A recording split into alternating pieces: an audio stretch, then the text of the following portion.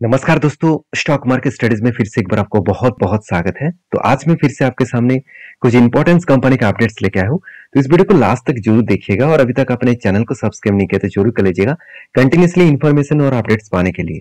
तो चलो देख लेते हैं इस वीडियो के अंदर कौन सा कंपनी है जिसके बारे में मैं आपके साथ चर्चा कर सकूं। तो चलो सबसे पहले मैं जिस कंपनी के बारे में बात करूं उसका नाम है बजाज फाइनेंस, जो मेरा एक on off the favourite company है क्योंकि इस कंपनी के ऊपर मैं बहुत पहले से निवेश करके रखा हूं और कोविड की सिचुएशन में जब करेक्शन हुए थे तब और भी क्वांटिटी मैंने ऐड किया और तब से लेकर मैं इस कंपनी के ऊपर कंटिन्यू कर रहा हूं क्योंकि इस कंपनी का जो खासियत है, इस कंपनी के जो बिजनेस मॉडल्स है, मुझे अलग लेवल का बिजनेस मॉडल्स देखने को मिलता है।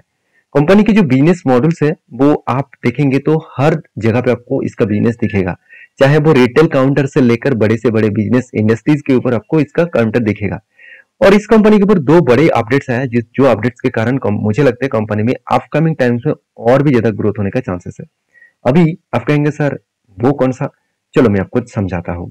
देखिए कंपनी के ऊपर एक बहुत बड़ा अपडेट आया, आप देख सकते हैं फॉर्च्यून इंडिया इस वेबसाइट ने एक डेटा पब्लिश किया।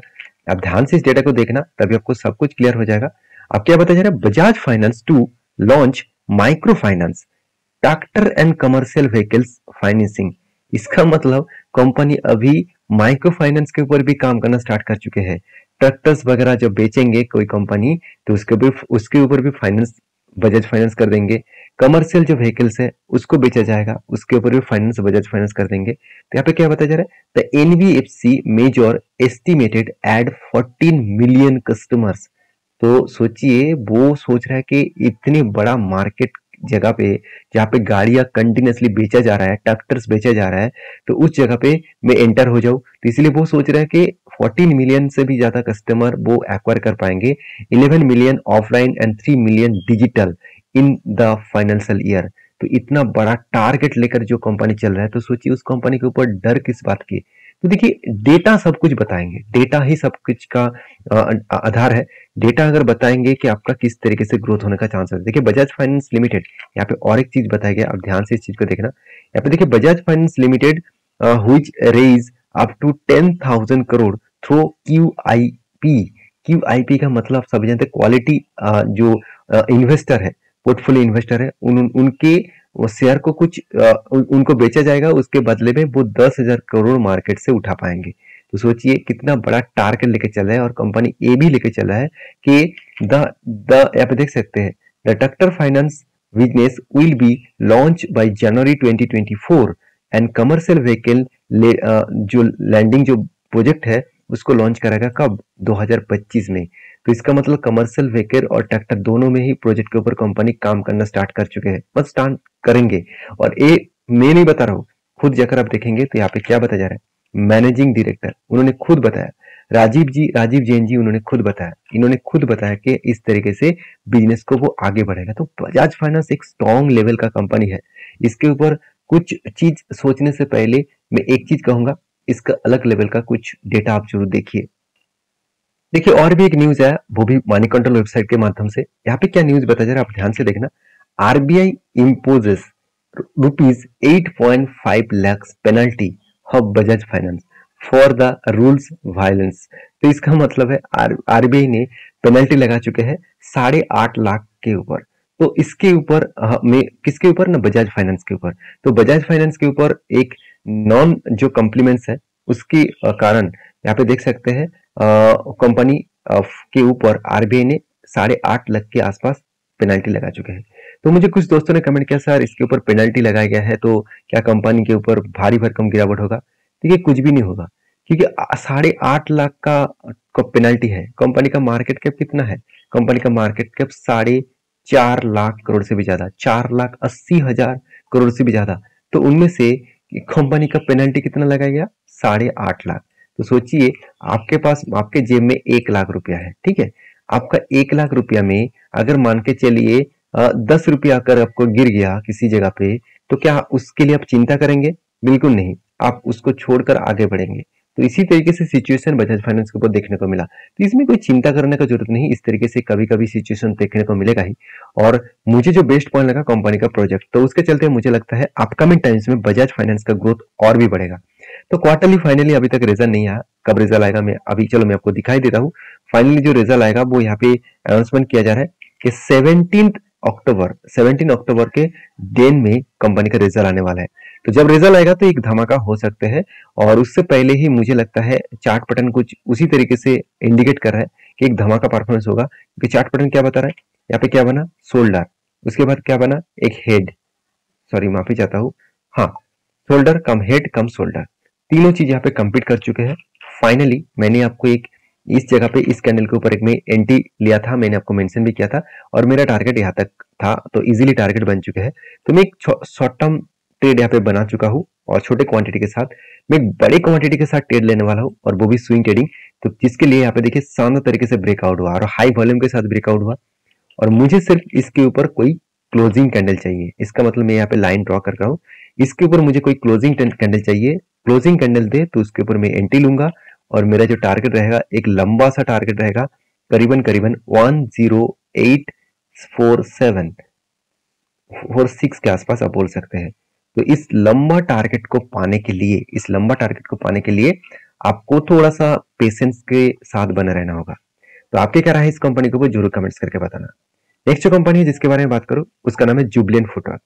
देखिए फेस्टिवल का माहौल ऑलमोस्ट स्टार्ट हो चुके हैं, गणेश चतुर्थी से फेस्टिवल का माहौल स्टार्ट हो चुका है, अभी दिसंबर तक इस फेस्टिवल का माहौल चलेंगे। तो इस टाइम में ज्यादा से ज्यादा फूड जो प्रोसेसिंग कंपनी है, फूड जो सर्विसेज कंपनी है, इसका ग्रोथ होने का चांसेस ज्यादा देखने को मिलता है, क्योंकि लोग बाहर घूमने जाएंगे, फेस्टिवल के माहौल में बाहर जाएंगे, घर में बहुत ज्यादा स्पेशल खाना ऑर्डर करेंगे। तो जुबिलेंट फूड जैसे कंपनी का जो ग्रोथ है वो बढ़ते जाएंगे। क्यों? क्योंकि इसका जो प्रोडक्ट है वो है, आप सभी जानते हैं, डोमिनोज का पिज्जा। तो डोमिनोज का पिज्जा कितना पॉपुलर है आप सभी जानते हैं, साथ ही साथ हॉन्ग्स किचन, साथ ही साथ आप देखेंगे तो डोनाल्ड डक। तो पूरी इस तरीके से आप देखेंगे तो यहाँ पे देख सकते हैं डोमिनोज पिज्जा, साथ ही साथ डोनट्स जो है इसी का ही ब्रांड है, हॉन्ग्स किचन इसी का ही ब्रांड है। तो यही कंपनी का ग्रोथ होने का चांसेस इस टाइम में बहुत ज्यादा होते हैं। तो एक रिपोर्ट के माध्यम से आपको मैं दिखा दूं, ध्यान से देखना, दिसंबर का जो क्वार्टर्स है इसमें कंपनी का सेल्स हर दिसंबर में आपको अच्छा खासा देखने को मिल जाता है। अच्छा खासा क्यों? क्योंकि आपको लग रहा है कि इस बार जो क्वार्टर 2 का रिजल्ट आएगा वहां पे ग्रोथ होगा, बिल्कुल नहीं, ग्रोथ यहाँ पे नहीं होने वाला है। क्यों? कि क्वार्टर 2 का रिजल्ट मतलब ऑलमोस्ट सितंबर तक मान तो हो चुके हैं। तो यहाँ पे तो फेस्टिवल नहीं था, फेस्टिवल स्टार्ट होगा सितंबर के बाद अक्टूबर, नवंबर और दिसंबर, इस तीनों मंथ के बाद जब दिसंबर का क्वार्टर का रिजल्ट आएगा तब आपको धमाका दिखेगा। धमाका मतलब कुछ पॉजिटिविटी दिखेगा, क्योंकि सेल्स आपको हमेशा दिसंबर मंथ में ही ग्रोथ देखने को मिलेगा, क्योंकि इसी टाइम फेस्टिवल का माहौल चलते हैं और इसी टाइम ज्यादा से ज्यादा कंपनी का सेल्स भी होते हैं। तो फिलहाल के लिए कंटिन्यूसली कंपनी का सेल्स लगातार इंक्रीज हुए, एक्सपेंस को भी मेंटेन किए, उसके बाद कंपनी का अलग लेवल का प्रॉफिट जनरेट हुआ। इस अलग लेवल का प्रॉफिट जनरेट होने के कारण कंपनी में एक मैसिव मोमेंटम देखने को मिल सकता है। तो मैं इस कंपनी के ऊपर बुलिश हूँ, आपके क्या राय है जरूर कमेंट्स करना। और जुबिलेंट फूड के ऊपर मैं पहले ही बोल चुका हूँ, इंडिया में अगर किसी भी कंपनी फूड सर्विसेज के ऊपर काम कर रहा है उनमें से नंबर 1 कंपनी है जुबिलेंट फूड। क्योंकि देखिए बहुत सारे लोगों को कमेंट्स आ चुके हैं कि सर क्या मैं जोमेटो के ऊपर निवेश करूं, जोमेटो तो भी सेम टू सेम काम कर रहा है। नहीं, आप गलत समझ रहे हैं, जोमेटो का बिजनेस अलग है, जुबिलेंट का फूड का बिजनेस अलग है। क्योंकि जुबिलेंट फूड का जो बिजनेस है वो फूड सर्विसेज कंपनी माना जाता है, और जोमेटो जो है वो फूड डिलीवरी कंपनी है। तो दोनों को एक साथ कंपेयर मत करना, मतलब दोनों को एक साथ मिला मत देना, दोनों अलग अलग बिजनेस है। क्योंकि फूड सर्विसेज उसी कंपनी को कहा जाता है जो खुद प्रोडक्ट बनाते भी है और सर्विस सेल भी करते हैं और सर्विसेज भी देते हैं। और जोमेटो क्या करते हैं, दूसरे प्रोडक्ट को लेकर वो डिलीवर करते हैं। तो इस बात को आपको याद रखना है। तो मैं जरूर कहूंगा इस कंपनी में ग्रोथ पोटेंशियल बहुत हाई है, क्योंकि कंपनी में थोड़ा सा कर्जा भी है। अभी कर्जा इस बार ही लिया गया, पहले उतना कर्जा नहीं था, जीरो डेप था। इस बार कंटिन्यूसली कंपनी ने कर्जा उठाया। अभी कर्जा किस बेसिस में उठाएगा वो देखेंगे, तो कंपनी का कर्जा जो है वो एज ए देखा जाए तो लीज लाइबिलिटी, ऐसे नहीं कि company long term short term में कर्जा लिया, लॉन्ग टर्म शॉर्ट टर्म में कोई कर्जा नहीं है, लीज लाइबिलिटी लिया गया। अभी लीज लाइबिलिटी क्या होता है, मान के चलिए आप कोई दुकान बनाना चाहते हैं, तो उसके लिए किसी भी घर को आपको किराए पे लेना होगा, तो इसके लिए आपको डिपॉजिट मनी देना पड़ता है। तो उसी तरीके से प्रोजेक्ट को बोला जाता है लीज लाइबिलिटी। तो क्योंकि आपका जो लाइबिलिटीज है, पैसा जो है आपको उसको देना पड़ेगा। Same to same company business को बड़ा करने के लिए बहुत सारे अलग अलग शॉप ओपन करेंगे, अलग अलग जगह पे खुद का रेस्टोरेंट ओपन करेंगे। तो जिस जगह पे देखा जाए तो कंपनी का घर को भाड़ा पे लेना होगा, तो इसीलिए उसको लीज लाइबिलिटी कहा जाता है। तो कंपनी लीज लाइबिलिटी में पैसा उठाया, तो ये मुझे कोई कर्जा नहीं लगेगा, क्योंकि हाँ लायबिलिटी तो है, कंपनी को पैसा तो देना तो पड़ेगा, फिर भी लीज लायबिलिटी को मैं उतना ज्यादा पॉजिटिवली नहीं देखता, मतलब नेगेटिवली नहीं देखता, पॉजिटिव ही देखता हूँ। कंपनी के रिजर्व लगातार बढ़ते गए, फिक्स एसेट भी बढ़ा और उसके साथ कंपनी इस बार हाईएस्ट पैसा बिजनेस के ऊपर लगा भी चुके हैं।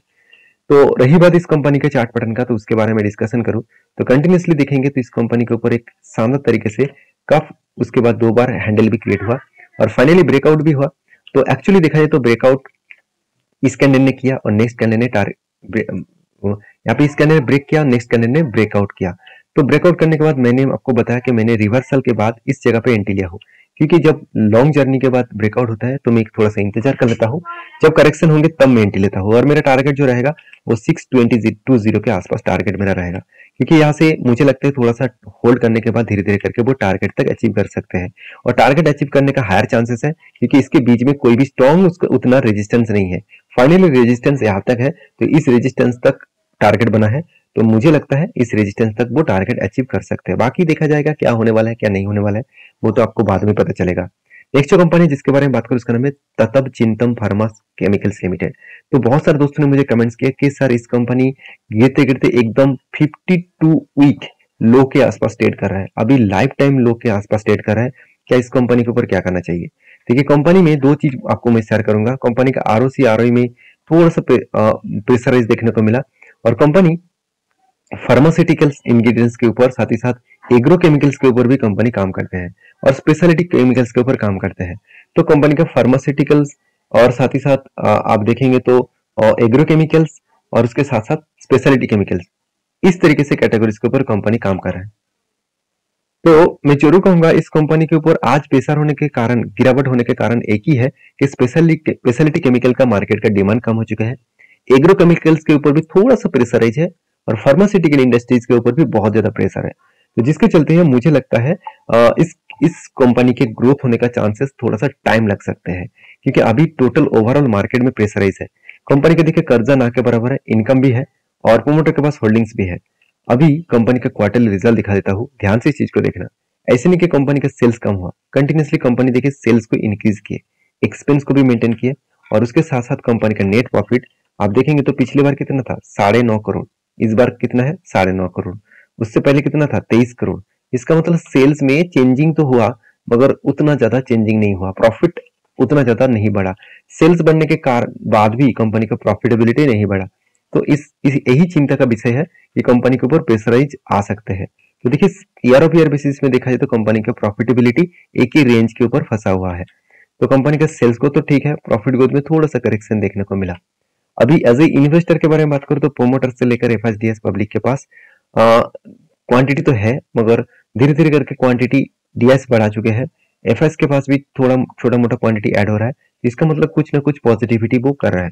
अभी चार्ट पैटर्न्स के बारे में बात करूं तो ध्यान से देखना, कंपनी के ऊपर लगातार सेलिंग हुआ और कंपनी लाइफ टाइम लो के नीचे जा रहा है। अभी आप कहेंगे सर कितना दूर जा सकते हैं, देखिए इसके लिए आपको यहाँ पे करना क्या है, आप यहाँ पे जो 200 डेज ईएमए के पैटर्न्स है उसको ऐड करिए।